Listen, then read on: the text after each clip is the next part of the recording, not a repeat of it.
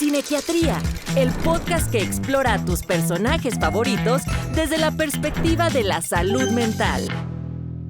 Bienvenidos a un nuevo episodio del podcast de Cinequiatría. Yo soy el doctor Agustín Torres, soy médico psiquiatra y hoy tenemos un grandísimo invitado, el enorme placer de tener con nosotros al neuropsiquiatra, doctor en ciencias, escritor, docente e investigador, Jesús Ramírez Bermúdez. Jesús, bienvenido al podcast. Querido Agustín, ¿cómo estás? Qué gusto saludarte. Estoy muy contento de estar contigo aquí en Cinequiatría. Nosotros estamos muy felices de que estés con nosotros. Queremos agradecerte, querido Jesús, por tu recomendación. Mira qué gran película nos acabas de recomendar. La película Los Olvidados es, bueno, a mí me llevó a mi infancia, me llevó a recordar el impacto que viví la primera vez que tuve contacto con esta película, ya tiene varios años, y vaya que es y da lugar a un gran análisis. Pero antes de entrar a analizar al personaje como hacemos en el podcast de Cinequiatría, elegimos una película y de ahí hacemos el análisis. Y esta vez, gracias Jesús por recomendarnos Los Olvidados de Buñuel. Así que antes de entrar al análisis, ¿qué es para ti la película Los Olvidados? Gracias, Agustín. Sí, cuando me dijiste que pensara en alguna película que quisiera yo comentar aquí contigo, mi primer temor fue olvidar Los Olvidados, ¿no? Pensé que podríamos olvidarlo y al contrario, yo quiero recordarlo porque, tal y como tú comentabas, es una película que yo también vi en mi propia infancia y fue una experiencia sobrecogedora, indiscutiblemente. Yo vivía una infancia, pues, como suele suceder, ¿no? O sea, la infancia es un terreno lleno de ilusiones, lleno de luz, ¿no? Esa luz de la inocencia, esa luz del anhelo, el deseo. A veces tiene uno privilegios y puede estar rodeado hasta cierto punto de seguridad, confort, alegría, o a veces son infancias mucho más agridulces, ¿no? Pero en todo caso, mirarse en ese espejo, ¿no? El espejo que nos presenta Luis Buñuel, fue para mí una experiencia profundamente perturbadora y en ese sentido me dejó una reflexión permanente, ¿no? Ya nunca pudo terminar esa reflexión. Yo no creo que es un tipo de película como otras, ¿no? En donde uno puede extraer así ya el mensaje, el take home message, como dicen, ¿no? La moraleja, ¿no? Como quisiera la fábula griega de Esopo, sino que más bien es un tipo de película llena de una inmensa riqueza eh, de significados, de imágenes, nos sumerge en una experiencia estética brutal. Y entonces a mí me gusta regresar de vez en cuando a Los Olvidados para ir recuperando algunos de estos mensajes, algunas de estas vivencias. Y siento que es una de esas películas que pues te renueva cada vez que la ves, pero no te renueva en una forma en que te da confort, ni mucho menos, ¿no? Más bien te refleja el horror del mundo y en ese sentido también nos obliga a preguntarnos qué podemos hacer al respecto, ¿no? ¿Qué podemos hacer al respecto de lo que tú bien comentabas al principio, ¿no? El horror de la infancia cuando se vive en un esquema de abandono, en situaciones de marginalidad extrema. Y hay personas que están viviendo así, tal y como vivían en esas condiciones en la época de Luis Buñuel. Completamente, querido Jesús, y fíjate que es una película, bien dices, son muchas dentro de una misma película, desde donde la quieras analizar, desde el ambiente, desde cada uno de los personajes. Yo no me había detenido, ¿sabes? Esta vez para el análisis que nos recomendaste de la película, al inicio aparecen los agradecimientos y pasó rápido frente a mí un agradecimiento donde vi Luis Patiño. Y en eso dije, pausa, pausa, momento. Me vino a la cabeza gran y famoso psiquiatra, famoso por ser un gran profesor, un gran maestro de mis maestros, ¿no? Seguramente a ti también te tocó esa letanía de decir el maestro Patiño. Te compré su libro, una nueva edición del libro, un hombre que hablaba mucho sobre el ambiente, la infancia y otros aspectos, pero me impactó de una manera diferente porque entendí pues lo que había hecho Buñuel, como seguramente muchos grandes directores se documentan y te dan una fotografía sin endulzártela, te ponen una realidad cruda, dura y te vas dando cuenta que el título hace alusión a esas personas que están en la marginalidad, al olvidado, al que no puede tener sus capacidades, al que tiene dificultades porque viene del campo y migra hacia la ciudad, al que es, híjole, vamos, de Pedro, ¿no? Pedro, luego te enteras por qué la mamá tiene este comportamiento hacia ella y entiendes a la mamá y vas entendiendo incluso a esos personajes más oscuros, más como villanos, pero evidentemente no hay lugar para esa etiqueta. Pero efectivamente, Los Olvidados te hace saber y que es una película que envejeció muy bien y que es tan vigente como al inicio, que luego vi que era la voz de Ernesto Alonso quien hace esta voz en off al inicio de la película, hablando de las grandes urbes en desarrollo en ese momento de expansión y cómo en todas ellas, sin ser la excepción ese México, había los olvidados. ¿Qué te parece?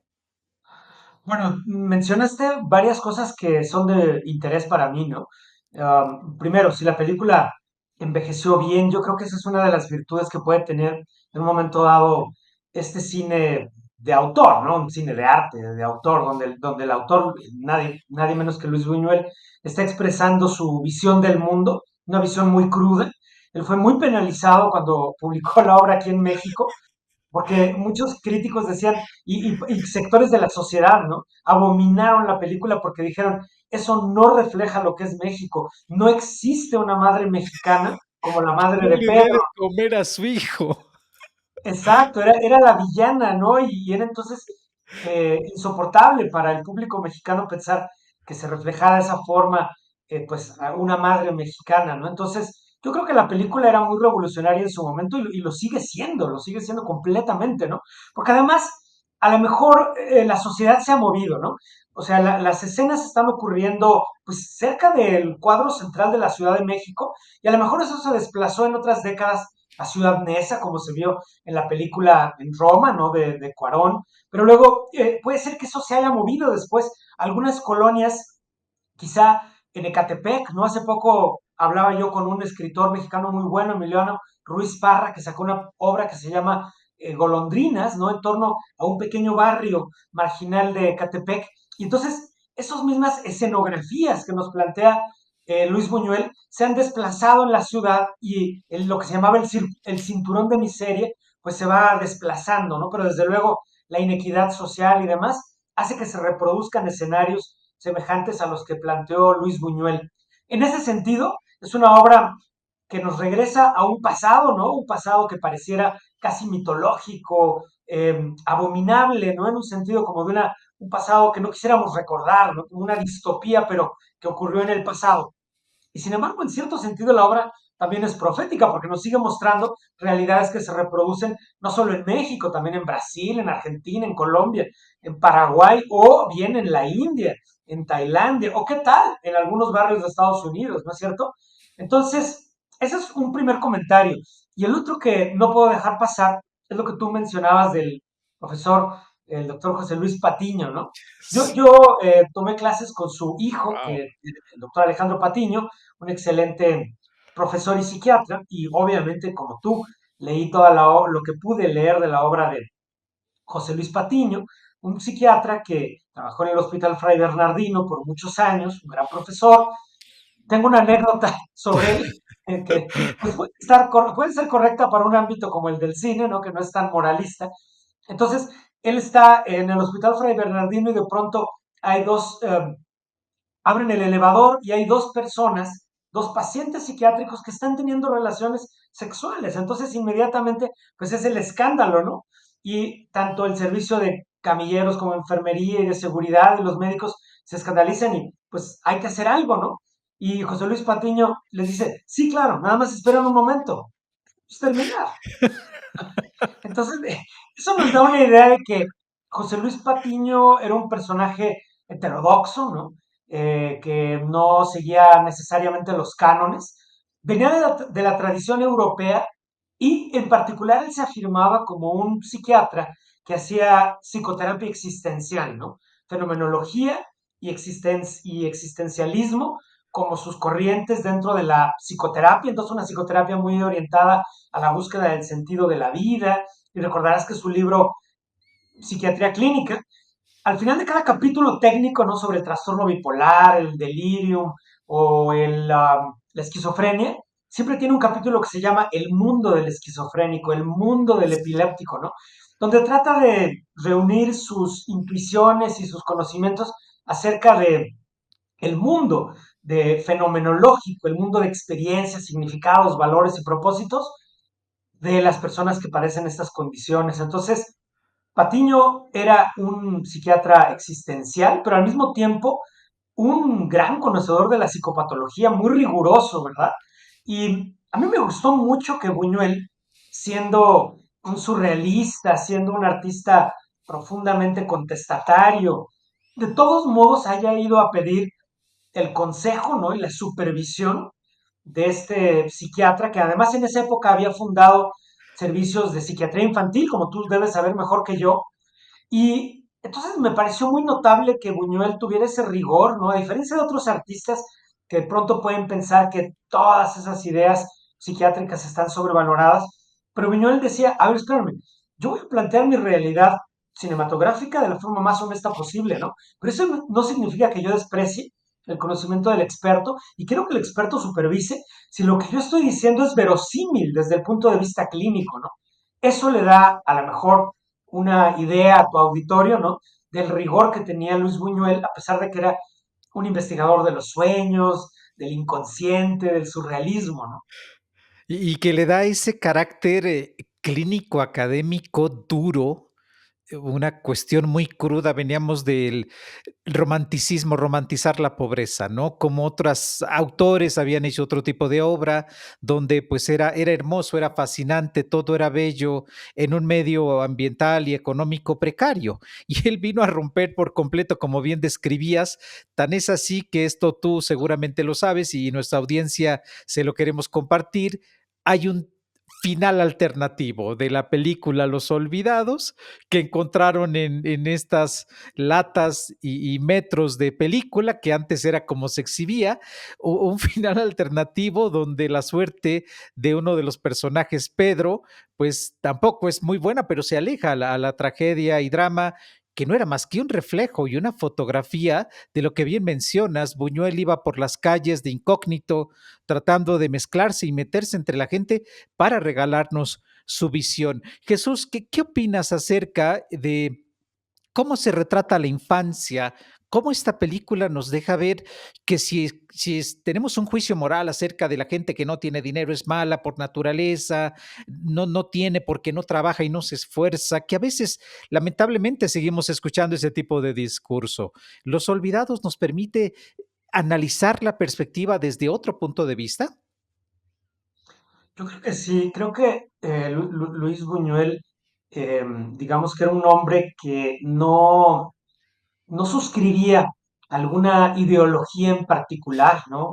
Por ejemplo, en su época, pues lógicamente el marxismo estaba de moda, ¿no? O sea, había habido aquí en México grandes luminarias como León Trotsky, como el propio Diego Rivera, como Siqueiros, etcétera, ¿no? O Pablo Neruda también, que tuvo su relación con México, que eran seguidores del marxismo, ¿no? Incluso algunos de ellos defensores del estalinismo incluso, ¿no?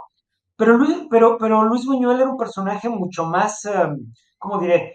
Con un pensamiento más, muy reflexivo, ¿no? Y muy resistente a todas esas ideologías, ¿no?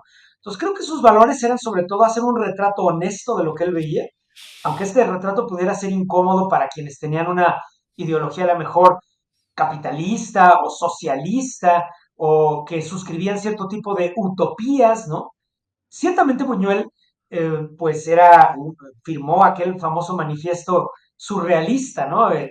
Con André Breton y, ya sabes, los representantes de las vanguardias, ¿no? En particular el surrealismo, que tenía ciertos valores, ¿no? Pero sobre todo, uno de sus valores era subvertir lo real, ¿no? Subvertir nuestra percepción de lo real. Es uno de los motivos esenciales del surrealismo, ¿no? Y para esto ellos buscaban su inspiración en el mundo onírico, el mundo de los sueños, ¿no es verdad? Y eso los conectaba incluso con la obra de Sigmund Freud, ¿no? Que ellos consideraban muy revolucionaria en su momento, sobre todo André Breton. Y entonces por eso vemos en Los Olvidados de pronto estas escenas aterrorizantes, ¿no? De sueños, el famoso sueño donde justamente Pedro ve que llega su madre como flotando, ¿no? Y de pronto dice así como si estuviera un poco disociado, en esa especie de disociación o desdoblamiento que ocurre en el sueño, le dice, madre, quiero carne, le dice algo así, ¿no? Y ella saca como unos bisteces así y Sí. le dice, aquí tengo carne para ti. Digo, estoy diciendo las cosas de memoria, ¿no? Lógicamente no, esos no son los diálogos, pero hay una gallina también que está ahí revoloteando. Y si mal no recuerdo, cuando él se asoma bajo la cama, ve como la imagen de alguien que ha sido baleado. No se sabe si es el propio Jaibo, o no recuerdo yo si es el propio Jaibo, que es como su alter ego, ¿no? Entonces, esto nos mete como al mundo onírico, y en el mundo onírico las cosas no son como parecen en el mundo de la vigilia, ¿no? En el mundo de la vigilia nosotros tenemos entonces como la búsqueda de orden, lógica, tratamos de explicarnos las cosas, ¿no? Pero los sueños nos presentan con imágenes de pronto inesperadas, pues algo que habita en nosotros mismos, ¿no? Y que pueden ser esos temores. Entonces yo pienso que la película nos muestra un retrato de la infancia que tiene que ver con esos temores muy profundos, y en particular creo que lo va a hacer a través de la confrontación entre personajes que representan las posibilidades de la infancia, ¿no? Un personaje que me parece muy importante y creo que es al que tú querrás regresar es Pedro, ¿no? Pedro me parece a mí que refleja como el potencial de la infancia, ¿no? Él es un niño que tiene cierta candidez, ¿no? No es un niño malo, es un niño que quiere, es un poco como Pinocho, ¿no? O sea, que quiere tener diversión, Exacto. pero también quiere amigos, quiere protección. Está muy confundido porque ha sido muy abandonado por su madre. El padre ni siquiera existe, o sea, la gente se enojó por el personaje de la madre, pero si nos fijamos bien, pues los padres están rigurosamente ausentes, ¿no? Como ocurre en muchas historias de psicopatología. Y solo para completar este comentario, hay otros personajes que me parecen muy relevantes, ¿no? Uno de ellos es el Jaibo, ¿no? Que es el personaje quizá más magnético de la obra, ¿verdad? Al que yo quiero regresar más adelante. Es el alter ego de Pedro. Él ya ha estado en la cárcel, entonces ya no tiene esa inocencia, ¿no? Es un sobreviviente, es un personaje con mucha garra, con muchas mañas, ¿no? Con colmillos muy largos. Pero hay un tercer personaje que me interesa muchísimo y es Julián, ¿recuerdas? La Claro. película prácticamente se pone en escena cuando se da la confrontación física entre el Jaibo y Julián. Y dice un amigo del Jaibo, ¿no? Le dice, pero creo que no sé si es el propio Pedro, ¿no? Dice, pero ten cuidado, Jaibo, cuando quieras ir a vengarte de Julián, porque Julián no fuma. Y Julián trabajaba en una chicharronería, ¿no? Era un muchacho joven, fuerte, trabajador, que pues tenía sus músculos porque a lo mejor hacía ejercicio, no fumaba. Entonces, él Cuidaba al representa papá. también como otro tipo de infancia que crece en la marginalidad, ¿no? Y que está tratando de sobrevivir de la forma más honesta posible mediante el trabajo y cuidándose, ¿no? Entonces, en ese triángulo se va a dar buena parte de la dinámica de la película, pero bueno, hay otros personajes, ¿no? Está esta niña que cuida a Ojitos, ¿te acuerdas? Ah, En fin, claro, la película nos da un mosaico completo de la infancia.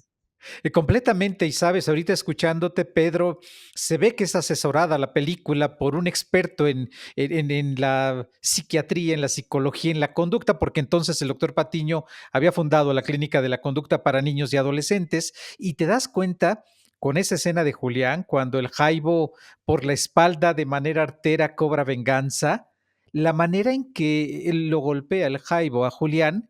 Posteriormente, Pedro, cuando alguien está en una situación realizando la misma conducta, entra en un estado donde le genera lo que podríamos decir una cuestión de estrés postraumático, como revivir y volver a experimentar el momento en donde alguien está teniendo esta conducta y a veces incluso replicarla. Y sí, como bien describes, pues Pedro era producto del abuso sexual que había tenido su mamá. Nos enteramos cuando la mamá va y lo entrega. Cuando bien describes, Pedro había hecho intentos por salir adelante, trabajando en el carrusel, trabajando en esta granja reformatorio y por supuesto es un gran personaje que tiene esta dulzura, esa candidez. Yo fíjate que no me acordaba la escena con el ojitos y yo pensé que le iba a robar el dinero cuando le pide que le dé unas cuantas monedas y lo que hace es ir a comprar pan y le da de comer al ojitos y dije, ah, caray, pensé que se le iba a llevar, pero sin duda, como bien describes, Pedro tiene una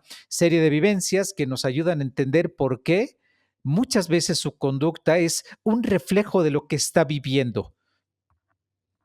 Es correcto, y además, bueno, ahora que mencionabas tú esa escena artera, ¿no? Donde el Jaibo golpea por la espalda, recuerdas que finge que tiene un brazo roto y mete ahí una piedra para que va y provoca, ¿no? A Julián, y Julián le dice, mira, nada más porque tienes el brazo roto, no te voy a Y poner en tu lugar, ¿no? Porque además, la motivación del Jaibo es que él creía que Julián lo había lo había delatado, ¿no? delatado. Y que por eso había ido a parar a la cárcel. Entonces era una historia de venganza. Creo que uno de los temas morales de fondo, ¿no? Va a ser cómo se va dando esa transición, ¿no? Entre un muchacho como Pedro que tiene sentimientos de compasión. Recordarás alguna escena también donde Pedro grita, no lo mates, no lo mates, ¿no? O sea, Claro, él tiene sentimientos de compasión que son muy genuinos, ¿no? Cuando observa la violencia perpetrada por otros, aunque él también puede en ciertos momentos tener algunas escenas de violencia a lo mejor hacia una gallina, no quiero dar demasiados spoilers para tu público, pero él también puede tener exabruptos de violencia. Entonces creo que la película nos va mostrando también cómo la violencia se aprende, a la vez que el clima de marginalidad, el contexto en el que se mueven las historias de vida, pues predisponen, ¿no? A que existan estas realidades. Otros personajes, tú ya lo mencionaste, ¿no? El Ojitos, que había sido abandonado por su familia, ¿no? Por su padre, quizá. Recordarás que empieza la película en que justamente había sido abandonado. Y creo que lo rescata Meche, ¿no? Meche es Meche. una niña también que tiene sentimientos de compasión. Entonces, vemos niños compasivos, vemos niños abandonados, vemos niños que han tenido aprendizajes muy duros que los han ido haciendo supervivientes, pero en el sentido de que tienen que meterse a la lucha por la supervivencia, donde la violencia es parte de esa economía, ¿no? De las relaciones humanas. Entonces, yo creo que una de las preguntas que nos plantea la película, no necesariamente la contesta la película, ¿no? Pero nos hace la pregunta es si esta maldad que vemos de pronto en algunos de los personajes es fundamental, ¿no? Es esencial, o hay un proceso de aprendizaje, hay una historia de aprendizajes que va haciendo que las personas desarrollen ese rostro, ¿no? Tengo una amiga, ¿no? A la que saludo ahora a través de tu programa, Claudia Alarcón. Ella trabajó mucho tiempo haciendo como talleres de literatura en las cárceles y trabajó mucho con Ok. adolescentes varones. Y ella una y otra vez me insistía en que sus historias de vida eran escalofriantes, ¿no? Y incluso ella era dada un poco, no a justificar, pero sí a buscar un enfoque más comprensivo de lo que les estaba pasando, ¿no? Porque también de pronto siento que a veces, incluso dentro de la psiquiatría, existe la tendencia como a buscar esos fundamentalismos, ¿no? Y a pensar que estos individuos son esencialmente malos, ¿no? Eso. Porque están en la cárcel, porque han cometido algún delito. Pero yo creo que nosotros tenemos que tener una mirada hacia la complejidad, ¿no? Y esto implica ver todos estos vectores que están operando para que se dé un desenlace clínico.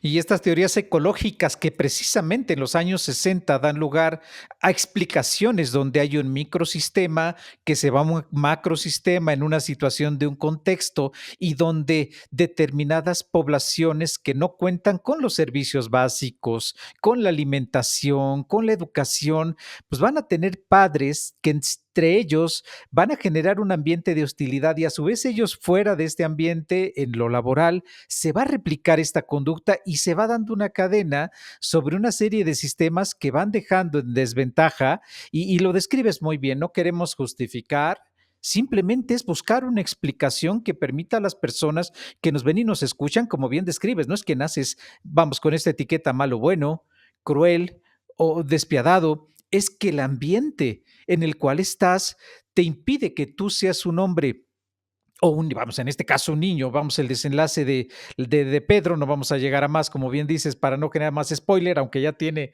sus años la película, pero ¿a dónde llega un hombre con esa, un niño con esa dulzura, con esa candidez?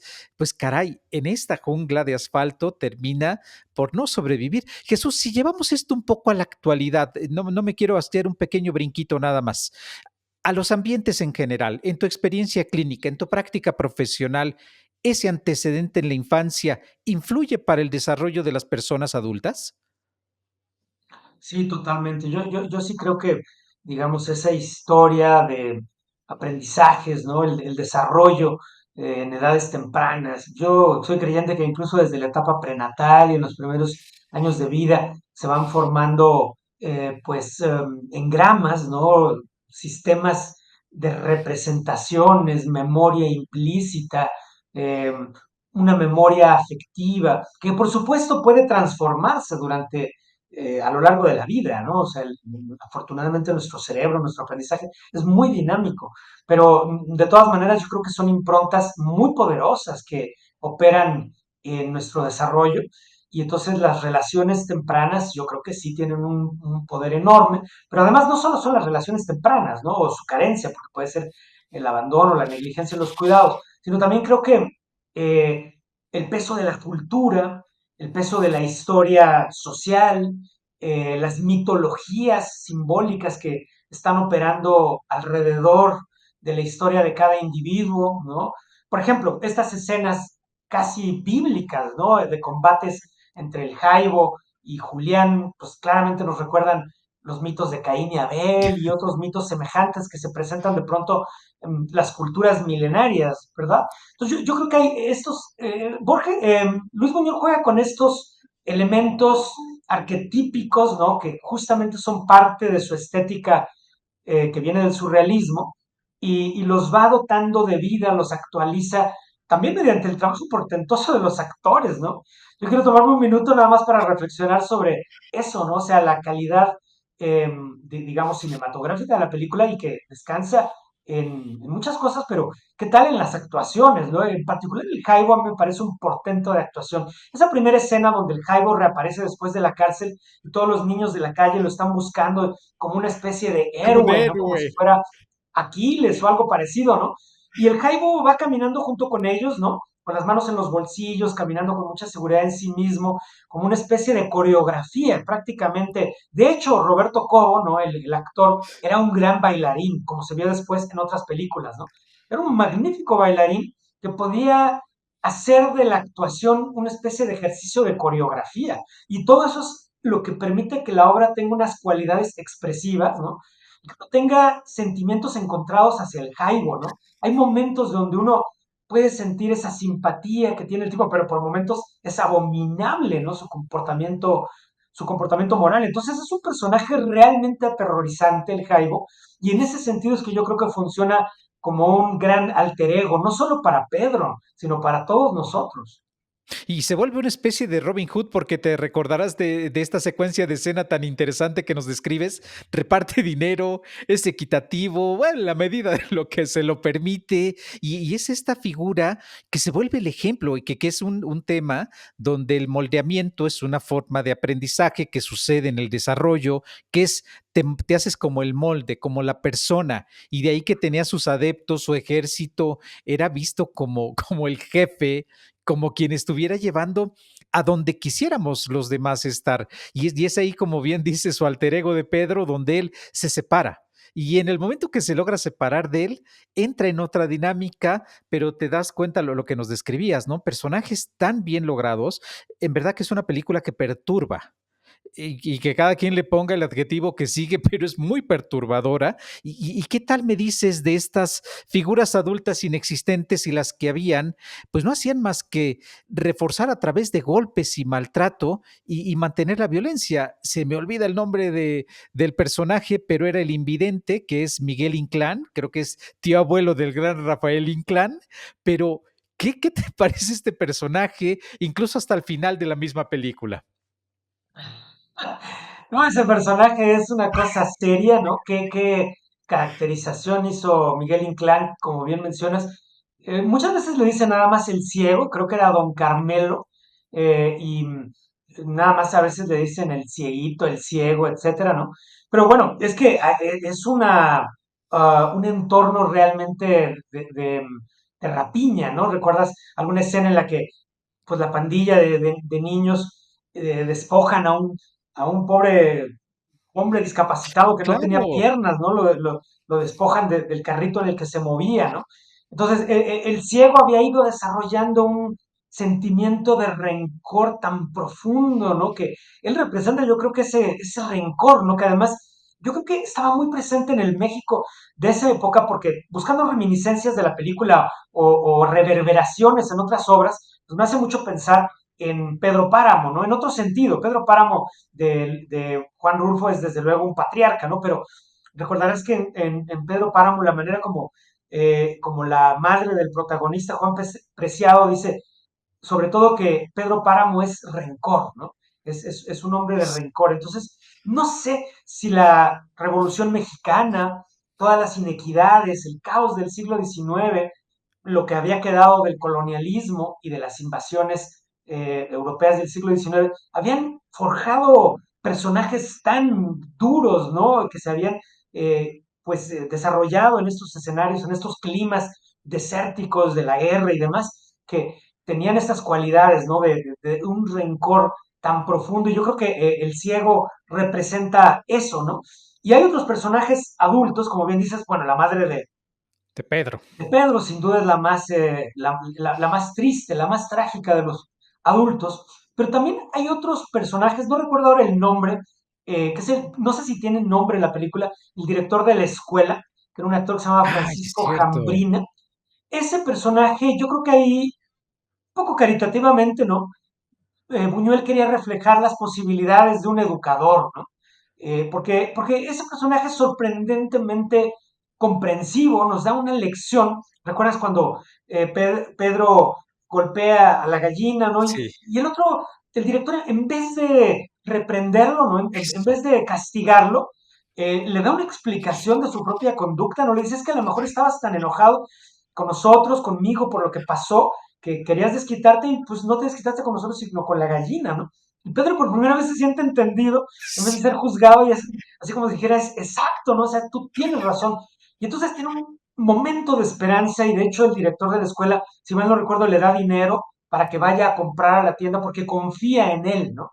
Ya no revelo qué pasa después, ¿no? Porque es un momento crítico de la película, Sí, sí, pero yo sí. creo que ese personaje, ¿no? El director de la escuela, pues era un intento de Luis Buñuel de decir que podían haber también adultos con esa otra mentalidad, ¿no? O sea, una vocación auténtica de educadores que pudieran comprender al otro y en vez de juzgarlo, darle una segunda oportunidad, ¿no? Que yo creo que es muy importante en esa dimensión de la psicología de la marginalidad, ¿no? Cristina Rivera Garza, en su libro sobre la Castañeda, donde también analiza muchas trayectorias de vida, dice que muchas historias psiquiátricas de su época eran historias de perdición y redención, ¿no? Entonces, eso también está presente en Los Olvidados de Luis Buñuel.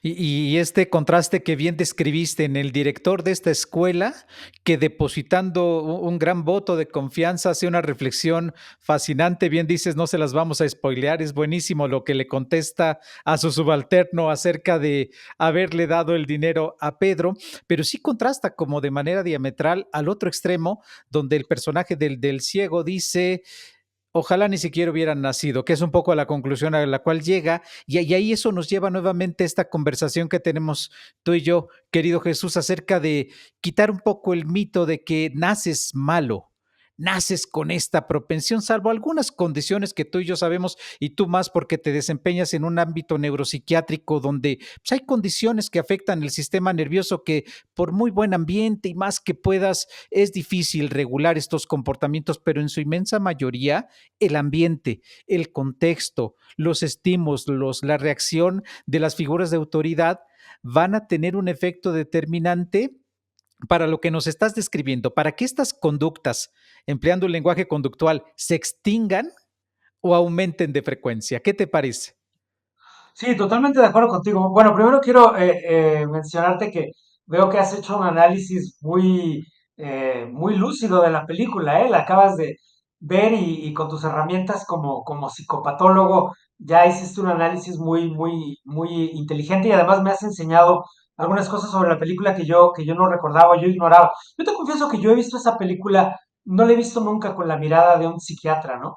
La vi en mi infancia y fui muy sorprendido, ¿no? Y creo que mi mirada sigue siendo esa, ¿no? La de un espectador que simplemente se sorprende y después, post hoc, trata de reflexionar un poco en ello. Entonces, te agradezco esa retroalimentación.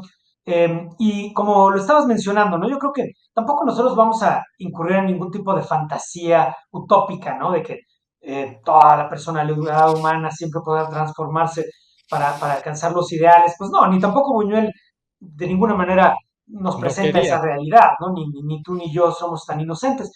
Pero sí creo que debemos de evitar como posiciones esencialistas principalmente, ¿no? Porque incluso yo que trabajo en el ámbito de la neuropsiquiatría y donde tenemos pacientes que tienen enfermedades pues, cerebrales muy graves, ¿no?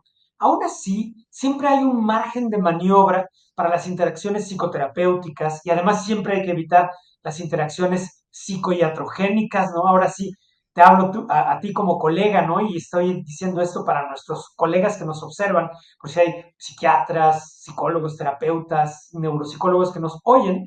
Recordemos que sea quien sea, ¿no? Estemos con quien estemos, nuestras interacciones siempre pueden ser psicoterapéuticas o psicoiatrogénicas, ¿no? Y aún si creyéramos que estamos frente al criminal nato, ¿no? El del hombroso que jamás va a transformar, pues tampoco tenemos ninguna necesidad de empeorar las cosas con interacciones psicoiatrogénicas, ¿no es verdad? Pero menos aún si estuviéramos frente a alguien como a Pedro o como Julián, y ni siquiera frente al Jaibo, ¿no? Yo creo que incluso si tú o yo fuéramos los terapeutas o los psiquiatras del Jaibo, sin ingenuidades, de todos modos trataríamos de ir penetrando en su historia, ¿no? Para ver cuáles son sus aprendizajes, ¿no? Y ver cómo podríamos, de todos modos, tratar de rescatar al ser humano que alguna vez existió ahí, ¿no? En el Jaibo. Y además, digo, él no estoy diciendo que haya dejado de ser humano, porque su, su perfidia, por así decirlo, no es profundamente humana también, ¿no? Pero lo que quiero decir con esto es que quizá trataríamos de reconocer esos valores que están muy ocultos, muy profundos en el otro, ¿no? A lo mejor el ciego ya está más allá de la esperanza, ¿no? Que yo podría depositar como clínico en él. Completamente, Jesús. Y en verdad es algo que invitamos a las personas que ya la vieron y dices muy bien, a mí me ha pasado en este podcast que veo una película por segunda vez con una visión analítica y digo, caramba, me había saltado varios detalles y yo te agradezco mucho que resaltes y que nos ayudes a realizar este ejercicio de reflexión para que pues podamos lidiar con ese estigma hacia las personas en situación de desventaja y bien lo estás describiendo, no estamos diciendo es normal, no es su culpa, no estamos estableciendo ninguna afirmación, estamos señalando que esta película nos permite darnos cuenta en un ambiente muy apegado a la realidad, muy vigente de cómo estas situaciones son determinantes en la conducta de las personas. Querido Jesús, yo encantado, me hacía 40, 50 minutos más contigo, quiero ya ir avanzando un poco para cerrar el episodio y preguntarte, aparte de estas cosas tan interesantes y enriquecedoras, ¿qué te deja a ti la película Los Otros? Bien, pues mira, yo creo que esta película nos sigue planteando interrogantes de muchos tipos, ¿no? Primero sería la interrogante histórica, social, que parte como desde una gran visión de la cultura, ¿no? Para centrarse como a la manera de un microscopio, ¿no? De una lupa, ¿no? Para centrarse en el México suburbano, urbano, ¿no? De aquella época, en estas clases marginales, ¿no? De los niños de la calle. Es una manera de tomarle el pulso a la sociedad mexicana de su época, ¿no? Pero creo que Luis Buñuel siempre hace un ejercicio en el cual es como si tomara una muestra, ¿no? Una muestra de lo que es el ser humano, ¿no? En ese lugar y en esa época, y él es capaz de abstraer esos elementos un poco contingentes para irnos haciendo preguntas, pues de orden a lo mejor un poco más universal, ¿no? Acerca de este gran drama moral, ¿no? Que experimentamos todos los seres humanos. Tal vez tú y yo también alguna vez hemos tenido que lidiar con nuestros propios demonios, ¿no? Con nuestras propias sombras. Y entonces resulta que no está tan fácil, ¿no? La reflexión, y está tan claro el bien y el mal, ¿no? Entonces creo que eso es parte de lo que le preocupa mucho a Luis Buñuel, y aunque parece una película extremadamente sombría, y lo es, ¿no? Pero también es una película compasiva en el sentido de que no nos da un confort fácil. O sea, no nos dicen, bueno, mira, ten, aquí está tu dulce, aquí está tu alfajor, ¿no? Para que te endulces un poquito el paladar, y ya nos vamos y ya me aplaudes y yo gano los Óscares, ¿no? No, eso está lejos de interesarle a Luis Buñuel, ¿no? A lo mejor sí es un poquito inmisericordia con el espectador, pero porque quiere arrinconarnos a una situación donde no nos quede otra más que reflexionar acerca de esto que es la realidad social de muchas personas, y una realidad clínica con la que tú y yo también lidiamos, ¿no? La realidad de muchas personas que por historias de abandono, violencia, negligencia, pues llegan a los entornos clínicos, ¿no? Entonces, en ese sentido es que yo pienso que Buñuel es solidario con ellos, con los olvidados. Yo completamente. Querido Jesús, yo estoy totalmente de acuerdo contigo y te escucho y me siguen viniendo escenas y más. Ya seguramente encontraremos tú y yo un espacio, si tú nos lo permites, de estar nuevamente con nosotros. Quiero que nos digas, para las personas que quieran seguirte, saber más de ti, algún lugar en donde te puedan encontrar, aparte de que tienes unos libros fascinantes, algún lugar en donde puedan seguir y conocer más de ti, de tu obra. Gracias. Bueno, yo ando mucho ahí en el Twitter, ¿no? Ahí con mi nombre, Jesús Ramírez Bermúdez, me pueden buscar. Mi dirección es @jrbneuropsic. Y ahí trato de alternar un poco de divulgación científica, reflexión en torno a la salud mental, pero también muchos temas que a mí me interesan de la cultura y las artes. Y efectivamente tengo un par de libros, ¿no? Que algunos son de divulgación. Tengo un libro que se llama Depresión, la noche más oscura, esa es divulgación científica en torno a ese problema. Otro libro que se llama La melancolía creativa, es un poco más acerca de la relación entre la creatividad, las artes y los trastornos mentales. Hice un libro también que se llama Un diccionario sin palabras, que es más bien como una especie de narrativa clínica acerca del encuentro con personas que han perdido el lenguaje. Y yo creo que yo, al igual que tú, aprendemos todos los días mucho con nuestros pacientes, ¿no? Entonces he tratado de que esos libros sean pues pequeños homenajes también a la manera como ellos se enfrentan los problemas, y tratan de recuperar y reestructurar sus vidas, ¿no? Con mucho valor. Pues querido Jesús, te agradecemos. En verdad nos sentimos muy honrados de tenerte con nosotros. Gracias por la recomendación, el espacio y haber aceptado la invitación. Y recuerden, si algo de lo que hablamos, el doctor Jesús Ramírez Bermúdez y yo, les suena, les hace sentido, les permite incluso no solo ver la película con una óptica diferente, sino en su propia experiencia, algo que estén identificando que les acerque a un servicio de salud mental, pues no lo duden. Es muy importante y la intención es esa, que nos acerquemos con más frecuencia. Pues vamos a dar por terminado el episodio. Recuerden, nos pueden seguir en Spotify, Amazon Music, Apple Podcast, y también nos pueden ver en el canal de YouTube de Cinequiatría. Querido Jesús, 1.000.000 de gracias. Al contrario, gracias a ti, Agustín. Hasta luego. Cinequiatría, el podcast que explora a tus personajes favoritos desde la perspectiva de la salud mental.